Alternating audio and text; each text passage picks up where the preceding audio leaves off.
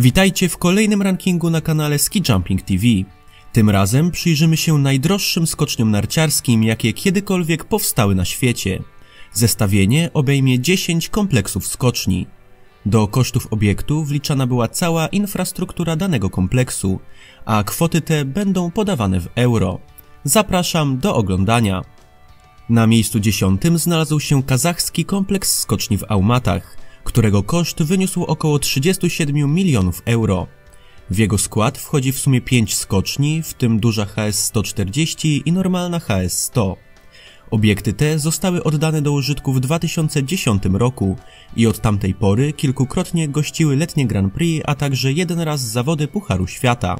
Oficjalny rekord największej skoczni wynosi 141,5 metra i został ustanowiony w 2016 roku przez Severina Freunda. Na miejscu 9 uplasował się najstarszy kompleks skoczni w tym zestawieniu, jedyny, który powstał jeszcze w latach 90. Chodzi o skocznie w japońskiej Hakubie, których budowa kosztowała niemal 50 milionów euro.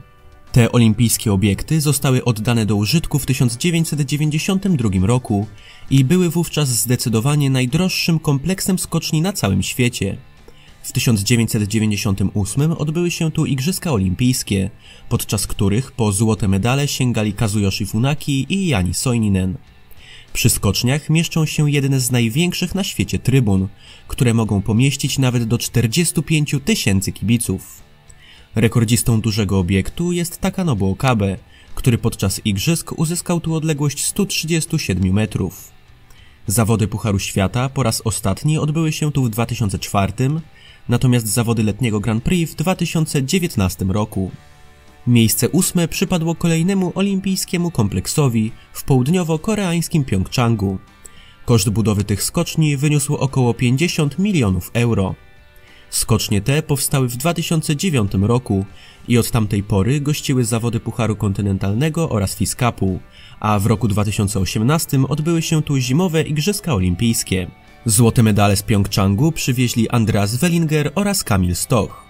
Rekordzistą dużej skoczni jest Ryoyu Kobayashi, który podczas kwalifikacji do olimpijskiego konkursu skoczył tu 143,5 metra. Kompleks dysponuje również dużymi trybunami, które są w stanie pomieścić 26 tysięcy kibiców. Na miejscu 7 gościmy jedną z najnowszych skoczni tego rankingu i dla mnie osobiście najbardziej spektakularną ze wszystkich. Chodzi o skocznie w chińskim Zhangjiakou, które zostały zbudowane na Igrzyska Olimpijskie 2022 w Pekinie. Ich koszt wydaje się zaskakująco niski, patrząc na wygląd tych obiektów, i wyniósł nieco ponad 51 milionów euro.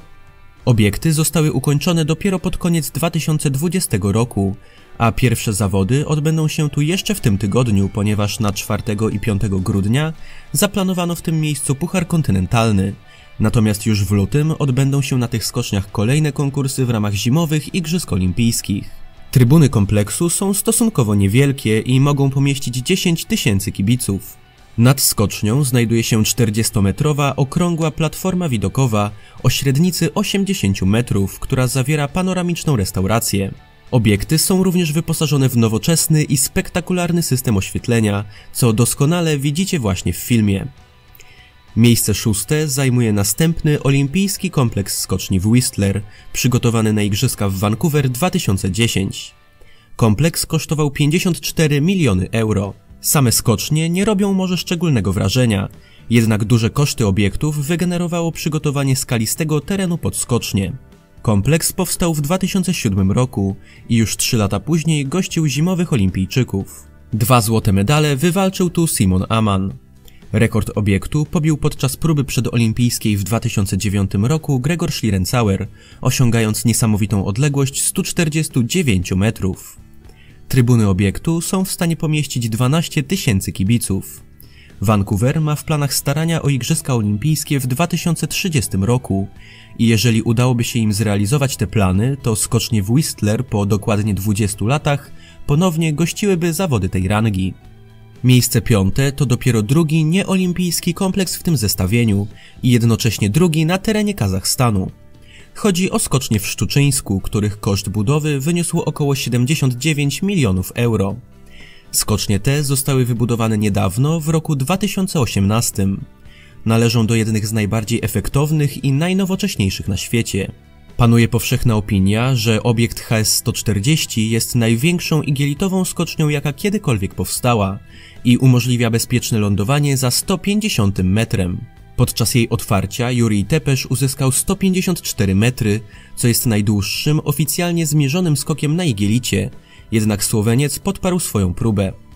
Pierwsze zawody najwyższej rangi odbyły się tu latem 2021 roku, jednak oba konkursy letniego Grand Prix ze względu na silny wiatr zostały rozegrane na skoczni K90.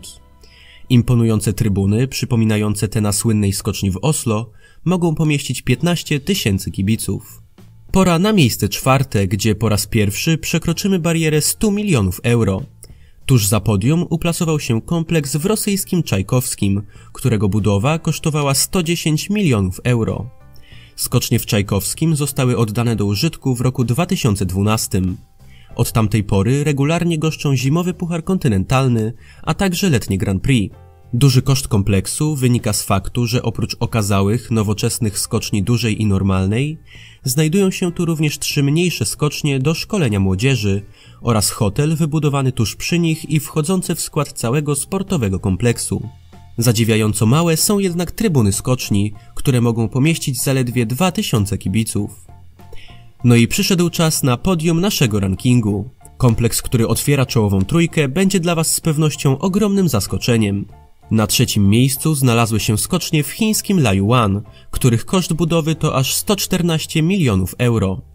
Obiekty zostały oddane do użytku w grudniu 2020 roku.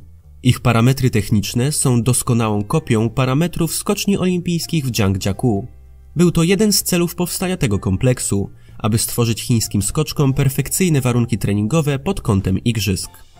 Na pierwszy rzut oka skocznie nie robią większego wrażenia. Powstaje więc pytanie, skąd tak ogromna wartość kompleksu. Obiekty te są wyposażone w jedyny w swoim rodzaju system naśnieżania. W ich pobliżu znajduje się ogromny zbiornik wodny, z którego w każdej chwili można pobrać wodę, a następnie przerobić ją na śnieg i w ten sposób przygotować obiekt do warunków zimowych. Dzięki temu na skoczniach w Laiyuan śnieg może się pojawić właściwie w dowolnym momencie, jeżeli tylko jest to potrzebne. To właśnie budowa tego zbiornika oraz specjalnego systemu naśnieżania wygenerowała w przypadku tego kompleksu tak potężne koszty. Na miejscu drugim w naszym rankingu znalazło się miejsce dla legendarnej skoczni w Oslo.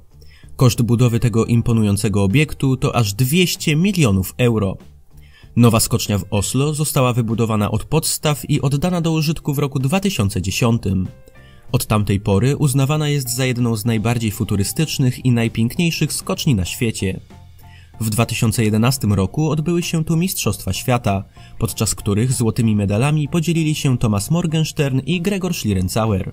Rekordzistą skoczni Holmenkollbakken jest Robert Johansson, który w 2019 uzyskał tu odległość 144 metrów. Charakterystyczne trybuny okalające skocznie mogą pomieścić aż 30 000 widzów. No i pozostał nam już tylko zwycięzca rankingu, który podobnie jak miejsce trzecie będzie z pewnością dużym zaskoczeniem. Zwycięzcą rankingu została skocznia w miejscowości Krasnaja Polana, przygotowana na Igrzyska Olimpijskie w Soczi. Koszt budowy tego kompleksu wyniósł aż 219 milionów euro. Te olimpijskie obiekty zostały oddane do użytku w 2012 roku, a już 2 lata później gościły Igrzyska. 2 złote medale przywiózł z nich oczywiście Kamil Stoch. Trybuny tych skoczni mogą pomieścić niedużo, bo 7500 kibiców. Zastanawiacie się jednak z pewnością, jak to możliwe, że taki kompleks skoczni kosztował aż 219 milionów euro. Co ciekawe, początkowo koszty budowy szacowano na około 34 miliony, co nie dałoby temu kompleksowi skoczni nawet miejsca w czołowej 10 rankingu. Problemem, który przyczynił się do tak znaczącego wzrostu kosztów, było wyjątkowo niestabilne podłoże, na którym zostały wybudowane obiekty. W 2011 roku w trakcie budowy skocznie, a nawet droga dojazdowa do nich zaczęły się zapadać. Okazało się, że budowniczowie kompleksu zlekceważyli ostrzeżenia geologów, którzy orzekli, że wybrana lokalizacja nie nadaje się do budowy tak monumentalnych obiektów. Było już jednak za późno na przerwanie inwestycji. Wyłożono kolosalne sumy pieniędzy, aby rozwiązać problem i zastosować odpowiednie wzmocnienia terenu. Cała ta nietypowa operacja zwiększyła koszt budowy z 34 do 219 milionów euro, co uczyniło z obiektów nieopodal Soczi najdroższy kompleks skoczni na świecie. W dzisiejszym filmie to już wszystko. Możecie napisać w komentarzu, które skocznie w tym rankingu najbardziej Was zaskoczyły oraz która z nich prezentuje się według Was najbardziej efektownie. Tymczasem dziękuję za obejrzenie mojego filmu i zapraszam do oglądania następnych. Zachęcam również do zostawienia łapki w górę i zasubskrybowania mojego kanału, jeżeli jeszcze tego nie robisz. A na razie, do usłyszenia.